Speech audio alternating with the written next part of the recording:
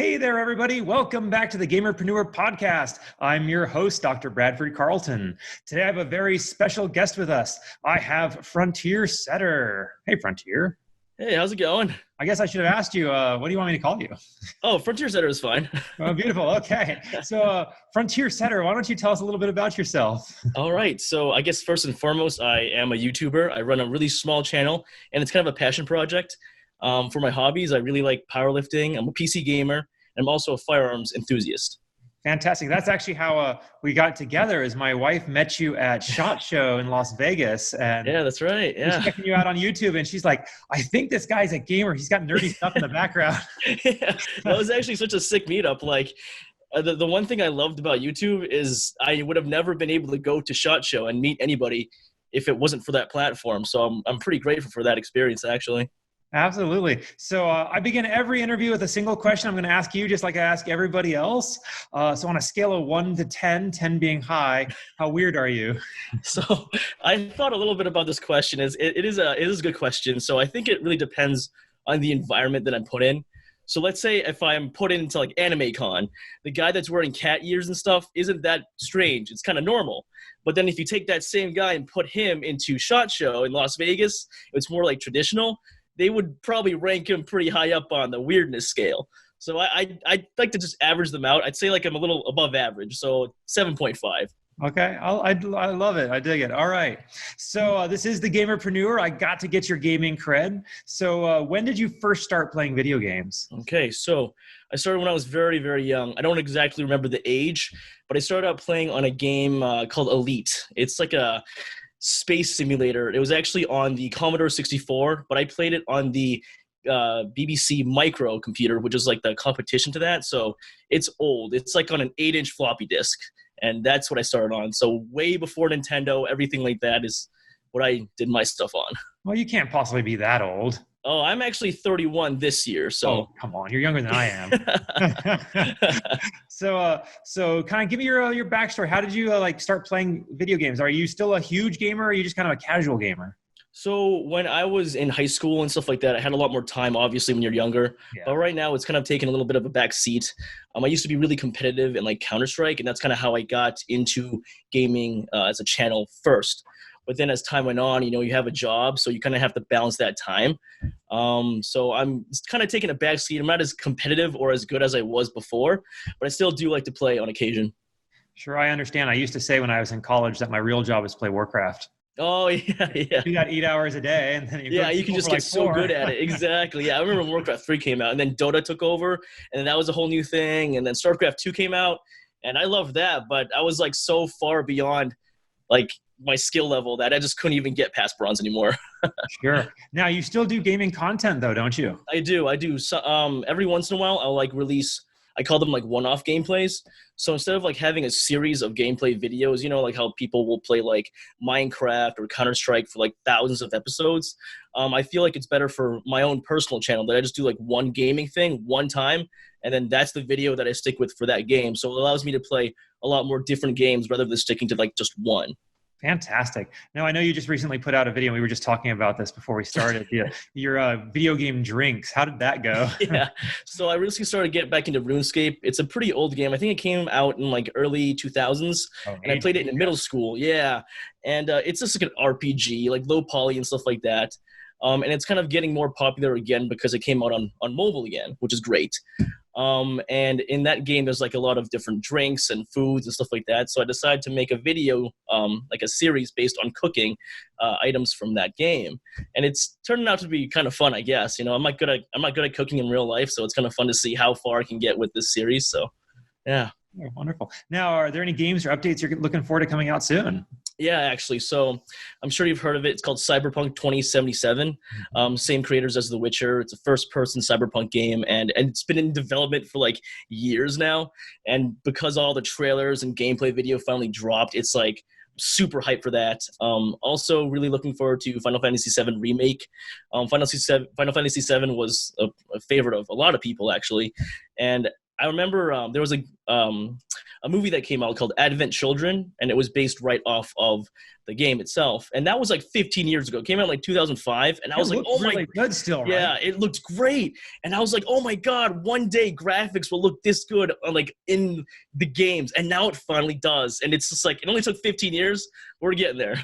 See, I appreciated Advent Children just because it kind of erased Dirge of Cerberus. Yeah. Oh yeah, I know that one. I was like, I like tried to love it so hard, but I was like, oh geez. I've tried to play that game like 8 different times. I get past the first level, and every time I'm like, I'm done. I just can't. I know it's just like not a good shooter, but like you want to love it, but you can't. It's just like, oh gosh. All right, now, what would you say your favorite game of all time is? You've been playing a long time. You've played. Yeah, that's a really, yeah, that's a hard question, honestly, because I was thinking about like, so there's so many games, right? Like there's games that give you a great narrative and a great story, but a lot of times those same games don't have like the replayability. You know, a lot of those games I feel like are single player games. Mm-hmm. But sometimes with the multiplayer games, you have a lot of, I guess, nostalgia from playing with other people. So, I mean, I have 2 for this one. Okay. So I got to say my favorite game in terms of like a beautiful storyline and kind of how it looks is called Eco. It was a game on PS2. And it's an adventure game. It's just, you're just this small boy that was sacrificed to like the elder gods, and all you have is a stick, and you're trying to save like this magical princess. And it's just a beautiful game. It looks like a Miyazaki movie, actually, like the Japanese anime director. It's just a beautiful tale. Wasn't the story supposed to be a sequel to Shadow of the Colossus? Yeah, exactly. That's exactly what it was. Yeah, Shadows of the Colossus, I think, was actually a prequel to that game. Yeah. And then everything kind of meshes together. But I got to say that's one of my favorite games of all time, even though I don't play it like all the time. And I guess my favorite game in terms of like competition would have to be Counter-Strike. Even though I hate the game with a burning passion, I also love it because I've met a lot of great people from it too. And it's just a solid game. Fantastic. That's wonderful. All right, let's get to the preneur part. You know, what's your professional background? What do you do? So my professional background, I am actually a nurse. I work in an emergency room as a trauma nurse, and that's what I do as my night job. I work overnights, so that's my night job. And my day job is actually just doing YouTube and stuff like that. So that's my background. Okay, so can you tell us a little more about your YouTube? We'll start there. Yeah, so when I was younger, I always, made like home videos or whatever. You have that point and shoot camera that's digital, and some of those can shoot like video, not that great of quality, but I would use like Windows Movie Maker to make like small little films. And then when I went to college, it just kind of faded out because, stuff like that kind of just goes away. And then recently I just kind of picked it back up. I think I started my YouTube channel up again around 3 years ago or so. Okay. And that's kind of when I went into gaming again. I saw a lot of people that were like making a lot of money on YouTube as a platform just from the ad revenue itself. And it's funny because when I got into it, a couple months later, the adpocalypse hit. And it was just like, you can't earn anything unless you have like 1,000 subscribers and a certain amount of watch time. So that was pretty hard. And then getting your channel like reviewed again after took a long time. I think it took me like a year to get my channel renewed again after to make revenue. So it was pretty tough. I came in at a really bad time during a YouTube gaming phase, but I don't regret it. Hey, 3 years ago is better than starting today. I guess, yeah. So, okay, you started as a gaming channel, but then you kind of transitioned into firearms. How did you make that transition? Yeah, so I really, like I said, I liked Counter-Strike a lot. And I really wanted to take like the funness of Counter-Strike into like daily life, like vlogs. So I wanted to just transition like my channel into more of like the real life side, just to kind of give myself some more variety. So a couple of my friends and I just went out to the range, shot some guns, and I just vlogged that whole trip. And then from then on, it just became like kind of a weekly thing. And that's how like my channel went from like gaming to vlogs. But like I said, I wanted to kind of keep that fun gaming aspect into my vlogs. So a lot of times I edit like video game stuff into my vlogs to kind of make it seem like gaming in real life, basically. Okay, very cool. Now you've been doing this for 3 years, you said, and you're obviously fairly big. I mean, Diana, my wife, was mentioning you have a team of people helping you record and do stuff. So, oh yeah, that was actually really cool. Yeah, that was actually the one time I had that when I went to Vegas. Yeah, we had. I've never met these people before. They were from the Commando blog, and they saw my channel and they were like, "Hey, let's get this guy on board." So I also have a Discord. It's like a chat for gaming usually is what we use it for. But then they hit me up through that, and they were like, hey, come to Vegas. We're going to get a house. We're all going to rent it out for like a week, and we'll just go to SHOT Show and just record wherever we can. And they set me up with some people to record some stuff for me, and yeah, now I'm talking to you. Very cool. So you say you're a small channel, but I think you have over 1,000 subscribers, don't you? Yeah, I have around 7,000 or so. 7,000, okay. Yeah. A bit more than 1,000. Yeah, it's not bad. That's small, but there's people out there who would die to have 7,000 subscribers. That's true, yeah. So, I feel like... And in 3 years, that's pretty impressive. Oh, thank you. Yeah. Okay. I don't know like what even spiked the channel up either. Sometimes the thing about YouTube is it's very... I guess erratic. Sometimes you'll have huge spikes of subscribers. Like recently, one of my videos, an older video from like a year ago, shut up in views, and now it's like back down to 0. So the algorithm just kind of does its own thing, and that can work in your favor and it can work against you. So the thing about my channel is, one, the games I like to play are like, Counter-Strike and COD and stuff like that. And that's already kind of at a sketchy place because it's like based on firearms, right? So YouTube doesn't really like that. And then my vlogs are also based on firearms, and my reviews are also based on firearms, so I'm like pretty blacklisted. So it really depends on kind of what you want to do and how you want to grow in terms of money and profit. I feel like some of the best ways to actually gain monetary through this platform is, you have like your reviews so you get your viewership, but then you also get sponsorships from other companies. I don't have any. I wish this was a sponsorship. Just a nice shirt I got from SHOT Show. But I think that's one of the best ways to actually kind of incorporate getting money from this platform, and even selling your own merch too. So, are you making any money off your channel? I actually am. I make about $100 a month right now, and it's all passive. Like I said, it's all from reviews and old videos. But like I said before too, it's very erratic in how YouTube can do things. One day, all your videos would be totally monetized, but then one day they'll be like unmonetized, and they don't give you a reason why. The YouTube is not very transparent in how they demonetize your videos, because some videos are the exact same thing. Like I've uploaded 2 videos twice just to see how it works, and one of them was demonetized, and the other one was completely monetized. And this was from a requested review. So somebody actually watched the video and said yes or no. But I think they have different people doing this or what. But they never tell you what is actually wrong with your video that made it demonetized. So that's the problem with YouTube right now, is that they are just not transparent, or they just base it off an algorithm. And then, I don't know, it's very touch and go, I feel. I have to say, you're kind of lucky. You upload the same video twice and you just get demonetized. Every time I accidentally upload the same video, I get a strike on my channel. I'm like, I didn't mean to. I'm sorry. Oh, yeah. Yeah, that can happen too. And it's the copyright for a lot of the stuff, like especially with music and audio and even image now. Like some of my videos, I like to incorporate like anime because it's a big passion of mine too. And so I like edit myself in the thing, in the show. But then YouTube is actually good enough to detect that image and demonetize it completely like that too. So it's it's, you can say it's fair use, you can say it's not. It's kind of gray, so you kind of have to be really careful. Sure. It's not like you can really contest it too much. No, you really can't, because they have all the lawyers and all the money. So it's like, shucks. Right. Okay. So can you kind of describe some of the ways you're promoting your channel? How are you marketing? Yeah, so this is actually an approach I don't recommend anybody do, because it's not really a great approach. I'm actually very passive in how I promote my channel. I have my own personal Facebook, so I just upload like my videos to that, and then my friends or whatever just share it, so it's kind of organic. So because my vlogs and stuff are kind of long, I do edit them down to like a minute long. That way, that minute-long video from like a 15-minute vlog, like all the best highlights or whatever, are published on those platforms like Facebook and Instagram. And then those are so easily shared. And then that's kind of what gets people into the channel, because I always have a link with that. So I think that kind of content creation is a lot easier. And once people get hooked on that, they can actually see the real stuff, which is the actual full video. But besides like making small edits like that, I don't go out, I don't like push my stuff. Like I should get business cards. I forgot to print business cards before I went to SHOT Show, and I should have. But I think if you actually want to advertise yourself, it's the best way is to be pretty aggressive about it, actually. I've just been lucky at this point that people have like noticed me. Like this conversation is like purely by chance and luck, I feel. Like it's just, it's all been passive.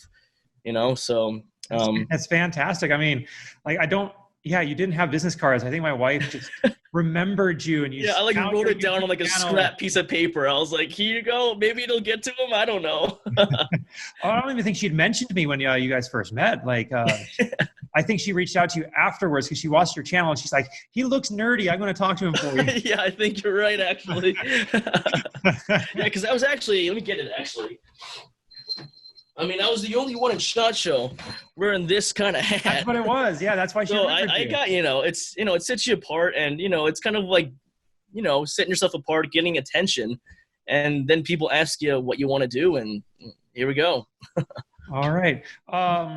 So let's talk about what resources are you using beyond promotion? Are you using any particular softwares? Are you using any services?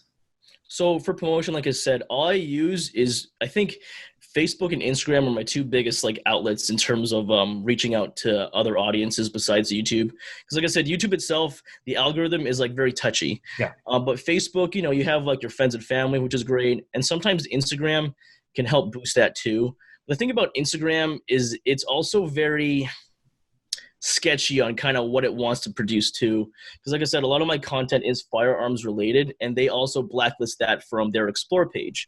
So I guess they had a recent change in their policies that says any kind of firearms that's posted on Instagram is considered brandishing. So it's like against their policy. So now it doesn't show up at all on anybody's Explore feed, only if you search for that particular thing. So it really limits your audience in that space. But I still use it because I feel like, Facebook, Instagram, and YouTube are like huge platforms. So I think if you want to gain any kind of audience, those are still the best ones to go to. So then you really have to weigh heavily onto those hashtags then. Yeah, you do. And you can't put fake things, obviously, because that doesn't get you the right audience. So you just have to just throw caution to the wind and just do it anyways.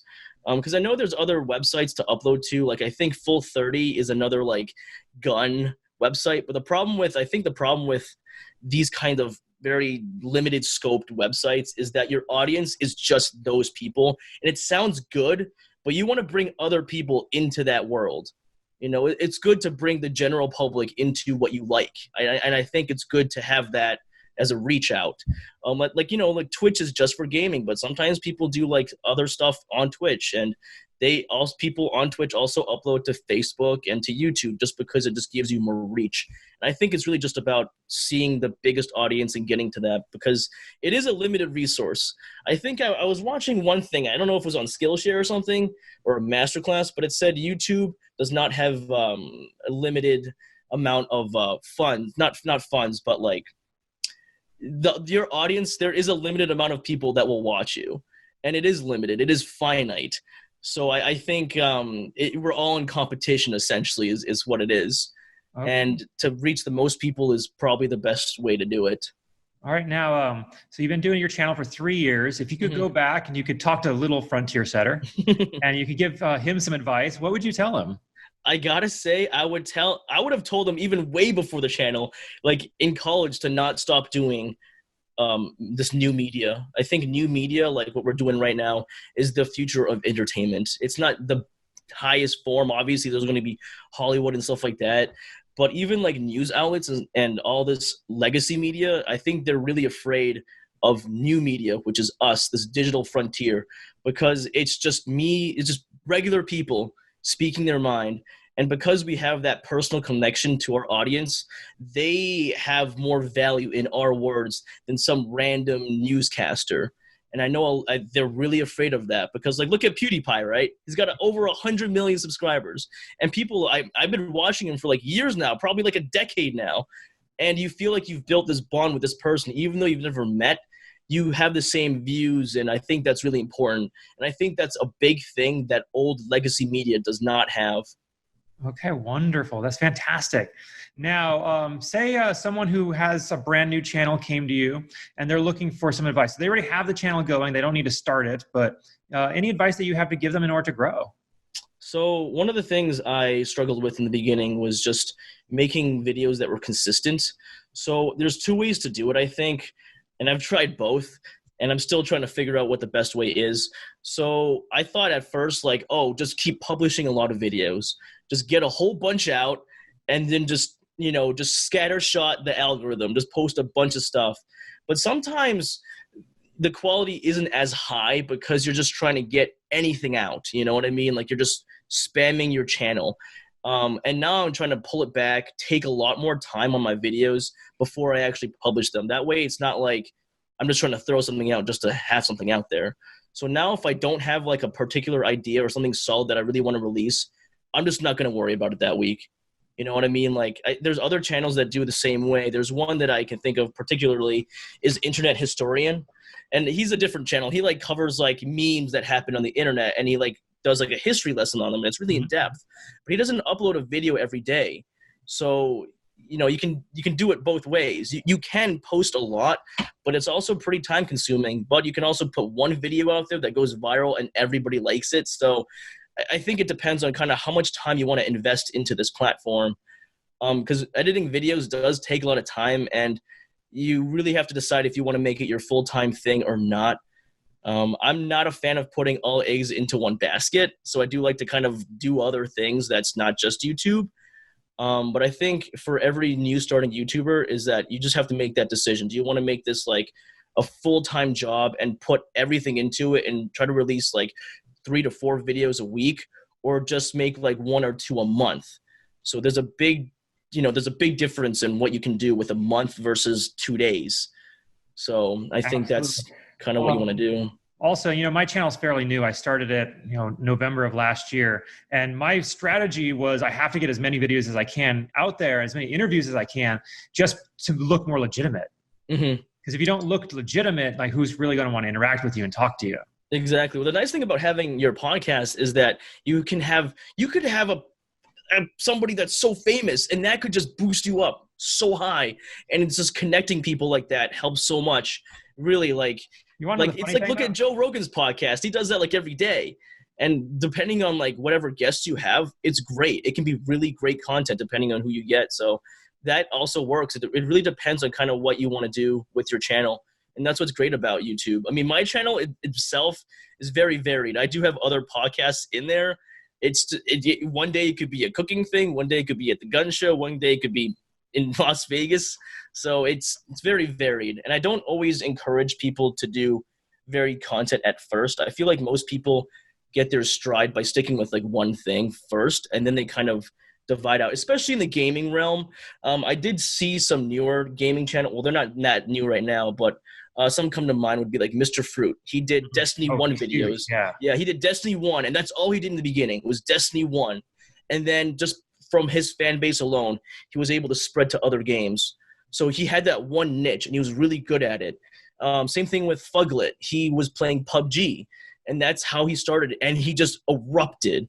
And then now he's playing like other games like Tarkov or whatever. So as a gaming channel, I think it's best if you're really good at that one game, you can try to stick with that. And then when more people see your channel, then you can start to grow into other games. But sometimes people just want to see you play that one thing.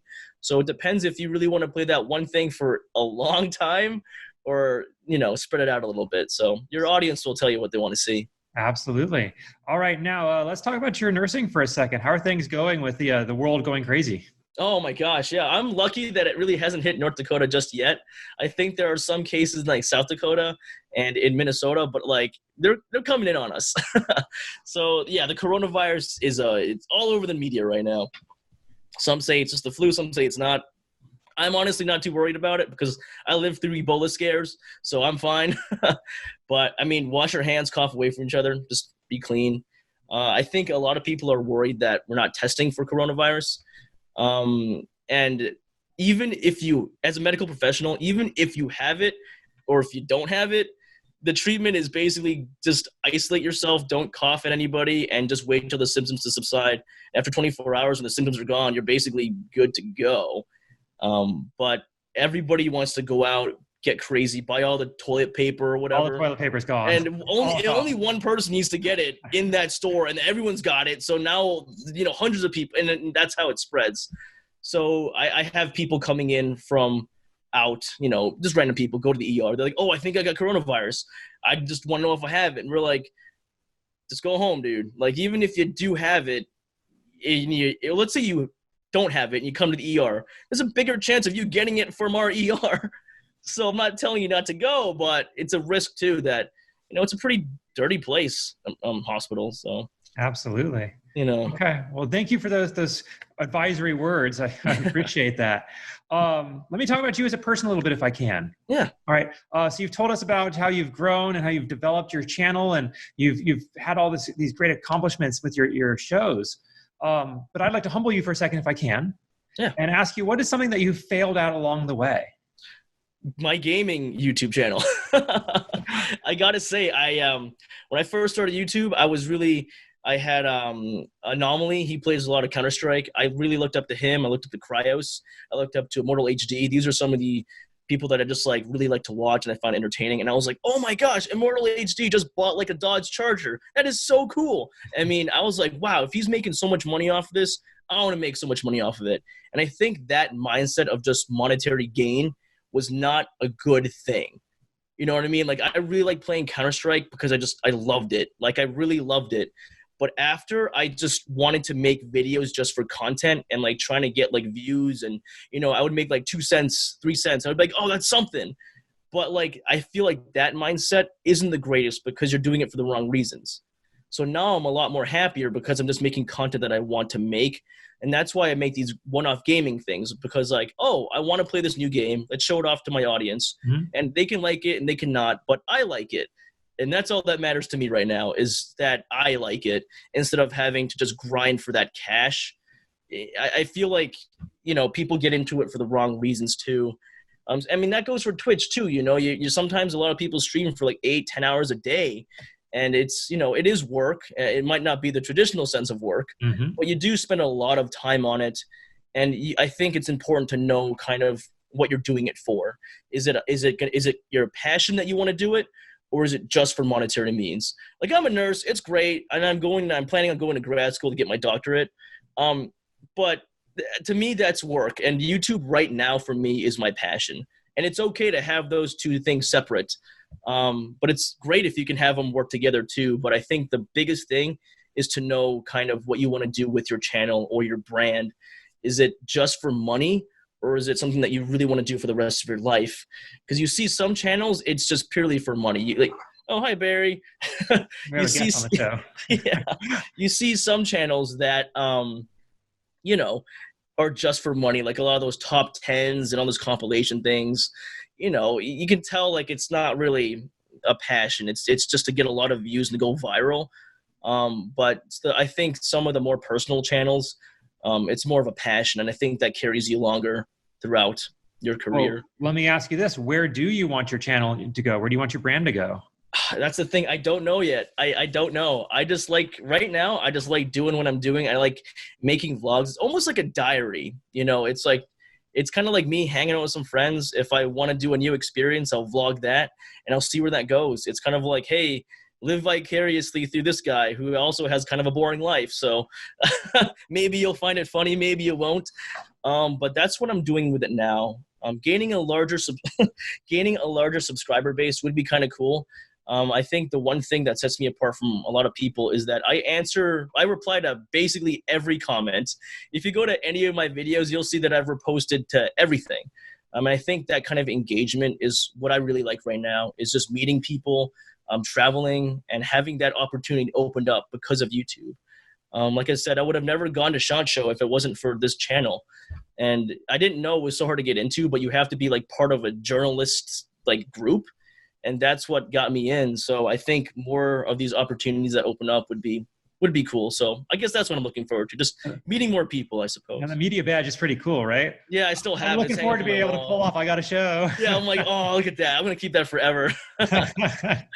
All right. So Frontier Setter, how do people find you? Where are you at on social media? Yeah. So let's see here. I have an Instagram, Facebook, and obviously a YouTube channel. So I guess I'll just give you the links or something. Sure. No, I'll post them with the video and on the podcast. Absolutely. I guess that's about it. Is there anything else you want to talk about that I didn't ask? No, I guess that's it. You were pretty thorough. So thank you for having me on this podcast. Absolutely. I genuinely appreciate you coming on. I really do. Thank you. Thank you for having me. All right. Frontier Setter. This has been a fantastic interview. Gamerpreneurs, go back and rewatch this one. He gives some great advice. I really do. This was a good one. Thank you, Brad. Thank you so much. All right. You all take care now. See ya. Always remember to say tactically kawaii. Had to do my outro. Hey, if you like this podcast, I'd love to invite you to check out a little bit more about me, Dr. Bradford Carlton, Gamerpreneur. If you go to my website, www.thegamerpreneur.com/bonus, I'm going to give you a free copy of my book, The Warcraft of Business, where I explain my history in both gaming and business and how I brought the two together in order to create some very successful companies and help a lot of people. And all you got to do is pay for shipping and processing, and I'll send you this book. I absolutely know you're going to love it. All right, you all take it easy.